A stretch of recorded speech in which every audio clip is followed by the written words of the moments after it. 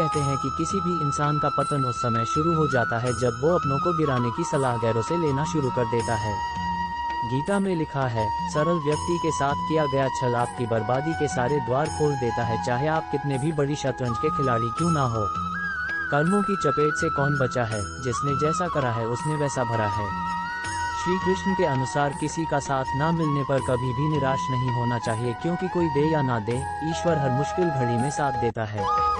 जब अत्याचारों को मुस्कुरा कर सहा जाता है तो उस इंसान का बदला भगवान स्वयं लेते हैं। गीता में श्री कृष्ण कहते हैं कि मनुष्य को कभी भी अहंकार नहीं करना चाहिए। अहंकार मनुष्य से वह सब करवाता है जो उसके लिए सही नहीं है। अंत में यह अहंकार ही उसके विनाश का कारण बनता है।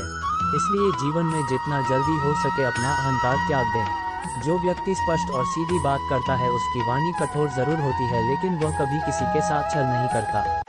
गीता में लिखा है, सबसे समझदार और स्थिर बुद्धि वाला व्यक्ति वही है जो सफलता मिलने पर अहंकार में नहीं आता और विफलता में गम में नहीं डूब जाता। गीता के अनुसार अपने द्वारा कहे गए शब्दों की सुंदर रखिए, क्योंकि व्यक्ति चले जाते हैं परंतु उनके कहे शब्द रह जाते हैं। नेत्र केवल हमें दृष्टि प्रदान करते हैं, परंतु हम कब किस में क्या देखते हैं ये हमारी भावनाओं पर निर्भर करता है। श्री कृष्ण ने कहा है, कमजोर तब रुकते हैं जब वे थक जाते हैं, और विजेता तब रुकते हैं जब वह जीत जाते हैं। गीता में लिखा है, मौन अच्छा है परंतु अन्याय हो तब नहीं। श्री कृष्ण कहते हैं कि यदि किसी काम को करने में डर लगे तो याद रखना ये संकेत है कि आपका काम वाकई में बहादुरी से भरा हुआ है। गीता के अनुसार नेत्र केवल हमें दृष्टि प्रदान करते हैं, परंतु हम कब किस में क्या देखते हैं ये हमारी भावनाओं पर निर्भर करता है। श्री कृष्ण कहते हैं कि मनुष्य को स्वयं को ईश्वर में लीन कर देना चाहिए। ईश्वर के सिवाय मनुष्य का कोई नहीं होता है। इसके साथ ही यह मानकर कर्म करना चाहिए कि वह भी किसी का नहीं है।